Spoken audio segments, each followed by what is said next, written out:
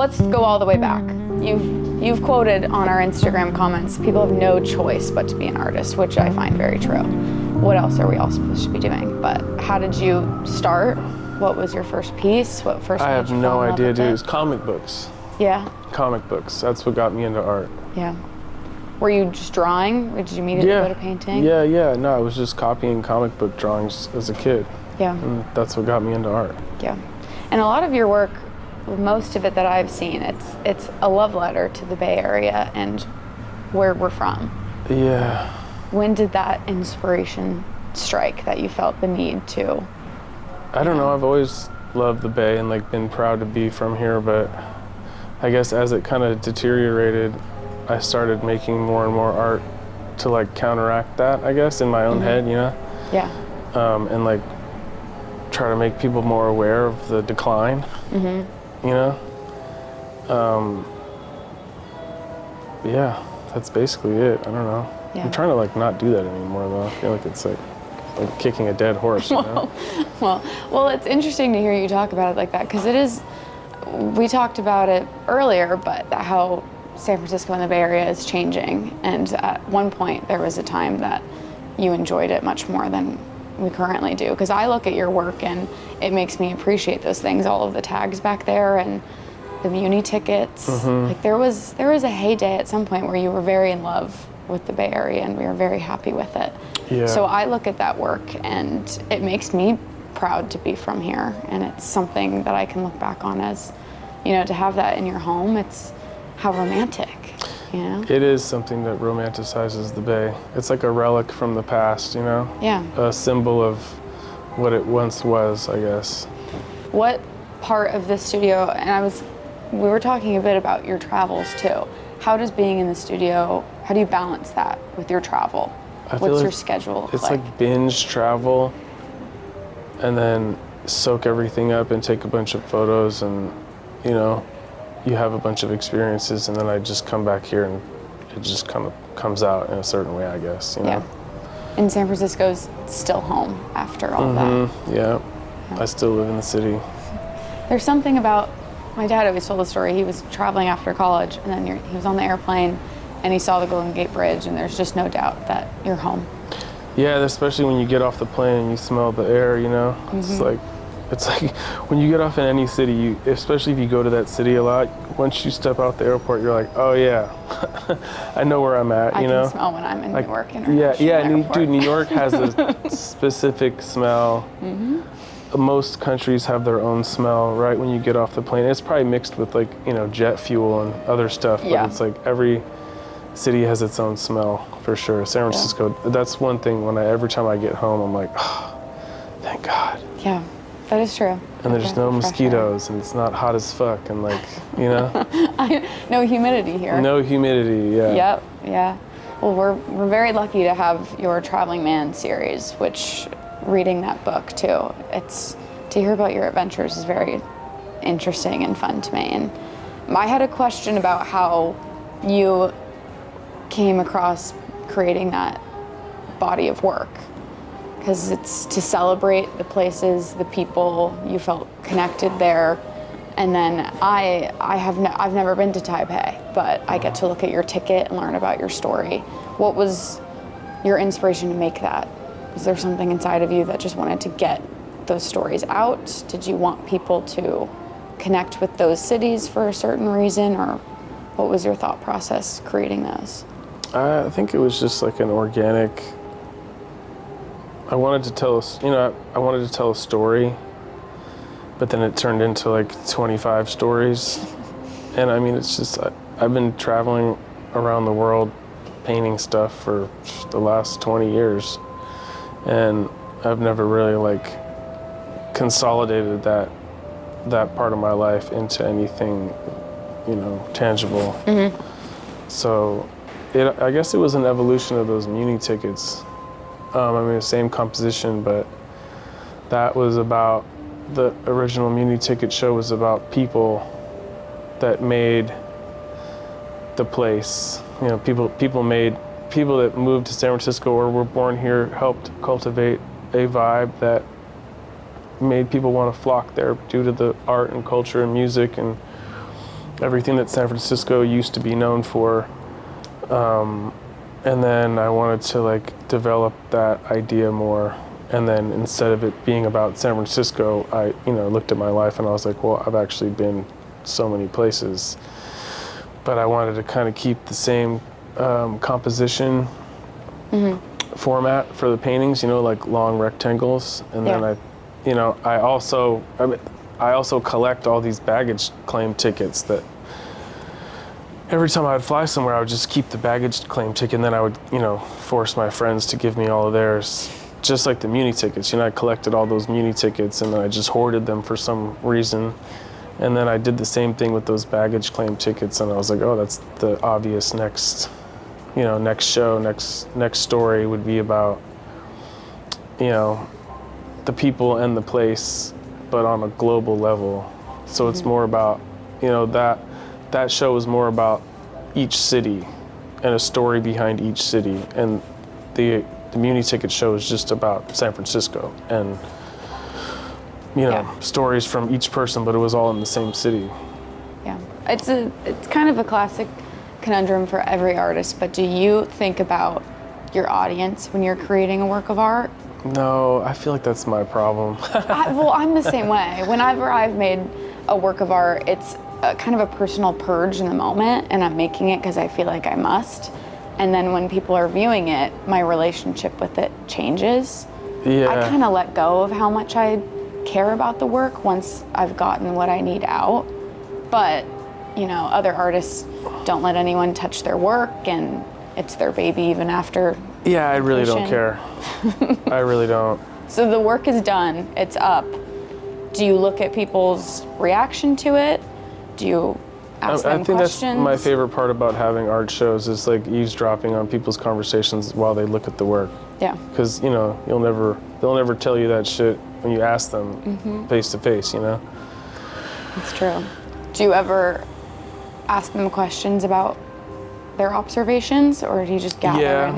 Yeah, but it's better to like not have them know you're the artist. Yeah, that's true. And strike up a conversation about what they think about it, Do you have anything that's stuck with you that you've overheard or inserted yourself? I can't think of anything right now. Well, it's probably, you've had quite a few shows, and it's a lot to take in any sort of feedback about such a personal project, so good for you for even eavesdropping on those conversations. I might just step back from something so personal to. Those are your stories. It's your love letter to each city and the people that you met there.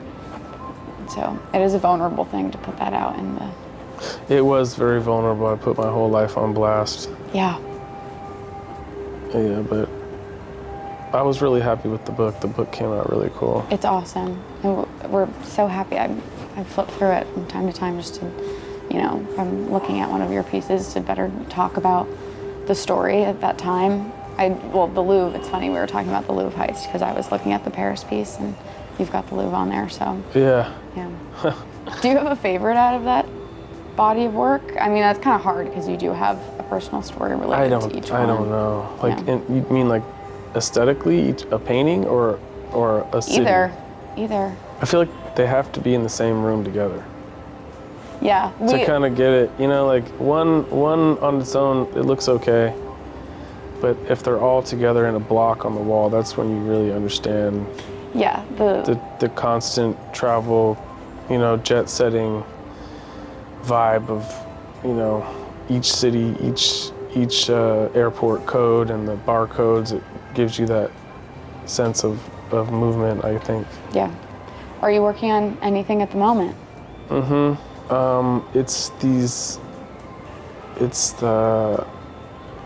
This mathematical discovery in aperiodic tiling. It all started with Penrose tiling. You see a lot of these classic repeating patterns that are probably Penrose created those, but asymmetric tiling is it's basically a shape that can create an infinite pattern but never repeat itself.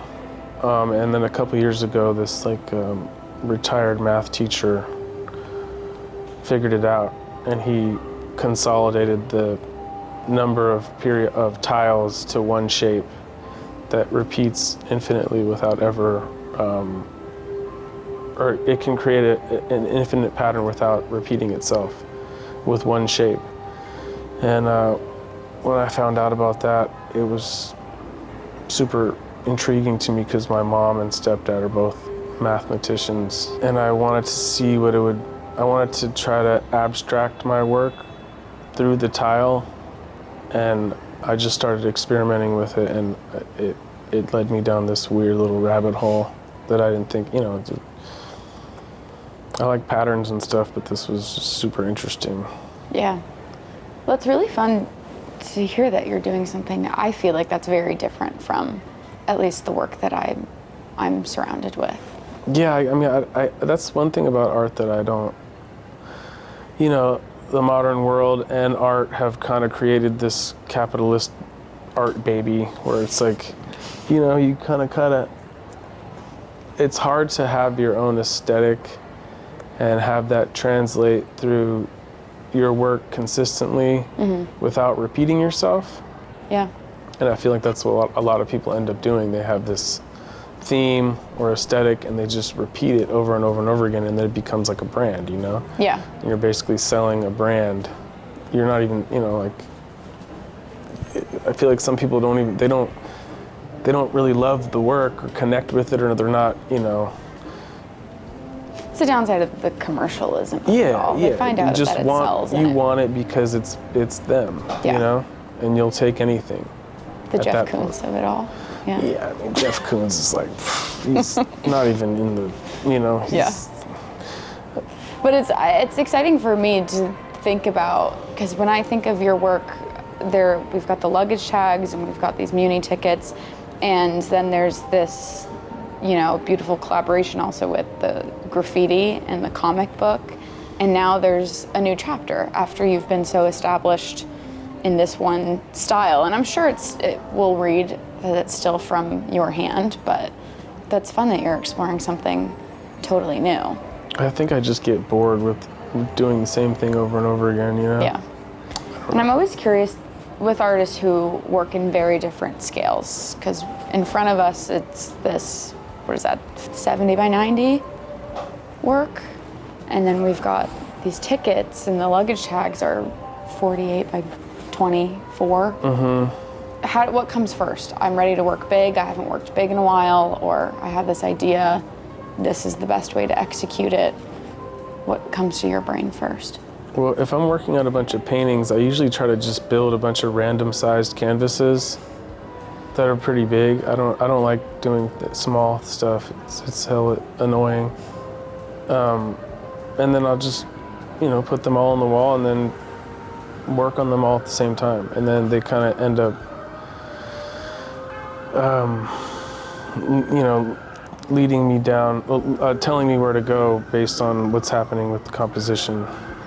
That's also something that I like, or I think is really interesting about painting. Figuratively, like the stuff that I do figuratively, it's like I don't ever approach it with a narrative in mind or a story or any sort of meaning. I feel like I take a lot of pictures all the time of just stuff I like whatever catches my eye or something I think is interesting. I'll take a picture of it with painting it in the back of my mind all the time. Like I'm always trying to get reference photos. And then I usually organize the photos in files on my computer. Transportation, plants, people, patterns, signage, explosion, categories. And then I'll just project images on the wall that I like. And I'll just go with what I like. It's like a gut feeling, if I just really like this image, I'm like, I just want to paint that now. And then I'll place it somewhere on the painting and then sketch it and then paint it. And then through just playing around with these images that I like, I'll end up coming up with a composition that I think looks good. Composition-wise, it looks good, it's balanced. And then I'll end up just painting because I'm like, fuck, I you know, sketched all this out, I have to see what it looks like. And then when I'm done painting it, it ends up telling me a story about my life, you know? And that's something that's like kind of magic about painting for me. It's like this, you're like tapped into your subconscious, but you don't even realize it. And then when it's done, there's a story behind it and you're like, fuck, I didn't even realize that, you know? Like, it actually means something now when I had no intention of having it mean anything. I was just doing it based on composition and what I thought looked good. With no thought to meaning at all. But then in the end, it always ends up telling a story about, you know, the current state of affairs or my life. That makes me think about your titles. You've got some really crazy but poetic titles, and those it's just made up. Off the dome. It's just made up. Well, we're talking about it, and you do have that one piece that 21st century sucks. Like, it does. It really does. It doesn't feel like, just hearing you talk about your process, do you get stuck very often? Sometimes, not really. I feel like if I get stuck, I'll just move on to something else that's like mundane, you know? Like something repetitive. And then I'm like, fuck, I gotta stop doing that shit. I wanna go back to something interesting. And then it just ends up working itself out, I think. There's plenty to do. It's interesting to me when artists work on several things at one time. I'm a little tunnel visioned myself, that I dedicate to one project at a time. But if you know you have to, you know, tape a corner or, you know, stretch a canvas at another project, you can always move on to something else. Do you work with your work up on the wall, or do you bring things down? I up on the wall and then bring it down. I put it on those little tables if I have to sit over it, you know? And you predominantly work, well, what's your favorite medium to work with? I mean, there's all these acrylics behind you. Yeah, acrylic. I just started messing around with oils recently, which is pretty fun. I should have been doing that 10 years ago, but whatever. Yeah, acrylic is pretty easy. Dries fast, that's why I like it. You can just keep going. Well, you can just have, you know, multiple things going. I mean, this is drying, you work on this. And especially if you have fans or like a blow dryer, you just, you know, dries really fast. Do you look back on your earlier work much at all, or do you think back on? No. No. What's done is done. Does it ever, do you think like, oh, I've already done that, I don't want to revisit that? I mean, I feel like art is like a self-evolution, you know? It's like, it's something you should be doing for yourself. You know, it's like a little conversation with yourself, for me at least, you know? It's like, if I didn't make art, I think I'd fucking go crazy. So it's like something I do for myself just to feel like I got some sort of reason to be here, you know? Or at least I'm progressing at something. Even if no one really cares, you know? At least I care. I guess that's what really matters, you know? But, you know, I guess you kind of hit a wall if you can't sell it, and then you're like, you know, but if you just not think about that, you know, it's like, I'd rather just hoard it all and know that I did it, you know? But if someone wants to buy it, like, what? Yeah, cool. You know? Yeah, it is. There's something, at least for me, like watching someone look at your work of art and go, oh, I get it, or I love that. Like, not that you need validation, but like, yeah, that's why I did it. There was something I needed to say. Or get out of that experience making it. When someone resonates with your work or like just really likes it, that's the whole superpower behind art, you know? Making someone happy with your little superpower, you know? Especially, I like making art for my friends and family and people that I know will appreciate it and not hope they'll appreciate it, you know? When you make something for someone, specifically for someone where, you know, it's like about an inside joke and you create an image for that joke and then you give them the painting, they fucking love that shit. And then like... You've had every Christmas lockdown. Yeah, it's like you're, you know, like you're immortalized. It's just, I don't know, it's like a superpower, you know?